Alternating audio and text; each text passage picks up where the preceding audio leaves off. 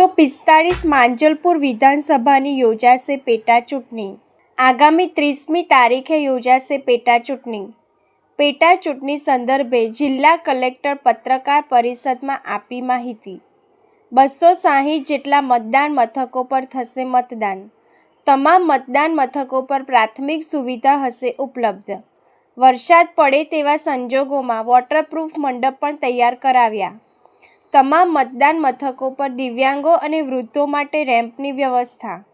તમામ મતદાન મથકનું જિલ્લા કલેક્ટર કચેરીમાં લાઈવ મોનિટરિંગ થશે। આવતીકાલે સવારથી રિસીવિંગ ડિસ્પેન્સિંગ સેન્ટર પરથી મતદાન મથકો પર સ્ટાફ થશે રવાના। મતદારોને કોઈપણ પ્રકારની તકલીફ ન પડે તેનું રાખવામાં આવ્યું છે ધ્યાન। તમામ ઝોનલની ટીમો આવતીકાલથી કરશે સુપરવિઝન। માંજલપુર વિધાનસભામાં કુલ 2,19,494 મતદારો છે। તમામ મતદારો મતદાન કરી શકે તે માટે જાહેર રજાનો પરિપત્ર પણ કરવામાં આવ્યા છે। વિધાનસભા મત વિસ્તારના મતદાતાઓને અપીલ કરું છું કે 30મી જુલાઈએ સવારે 7 વાગ્યાથી લઈને સાંજના 6 વાગ્યા સુધી મતદાનની પ્રક્રિયા હાથ ધરાવવાની છે।